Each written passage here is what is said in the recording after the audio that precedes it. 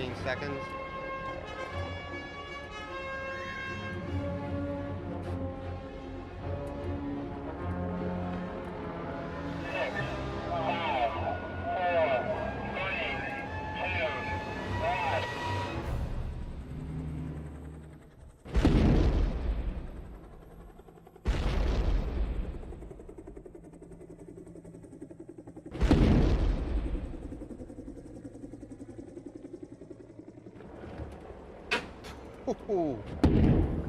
Oh, that's so cool.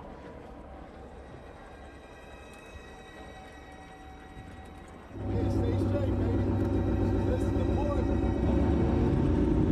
Stay straight. Stay straight.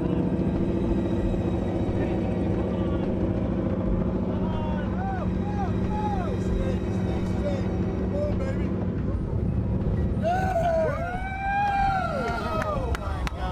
Good job, sir. Nice job.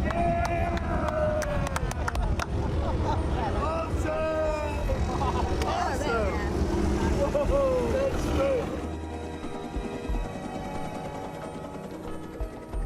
13 years. In 40 seconds, it's gone.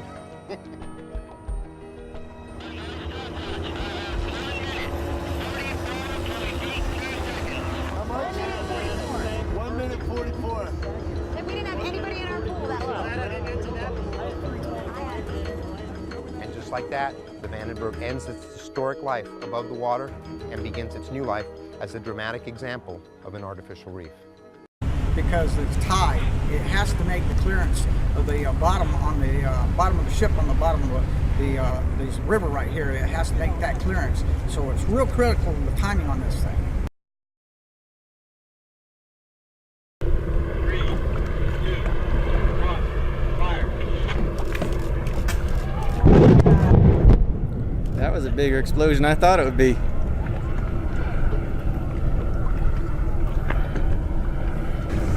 Alright, so the Mohawk's gonna sink here shortly today. But what happens is magic happens over time.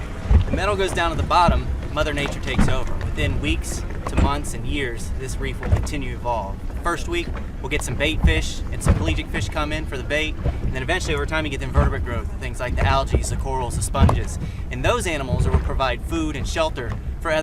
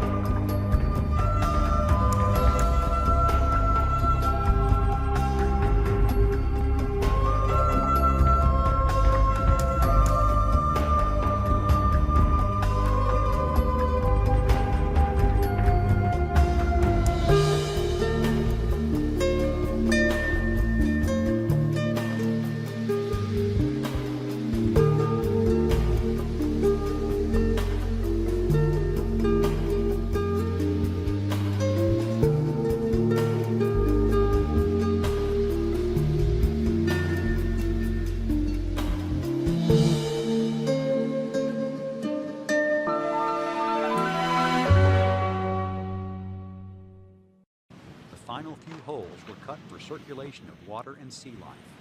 The flood valves were opened. And the last man on board was recovered.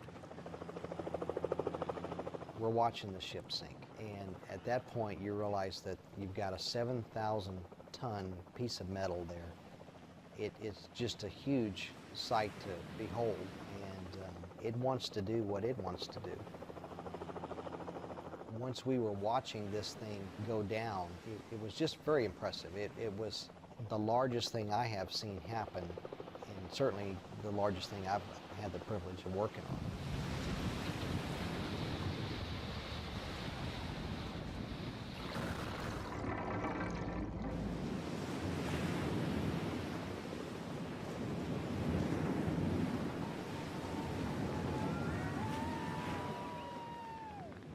After 63 years of floating on the world's oceans, the Texas Clipper is now at her final port of call.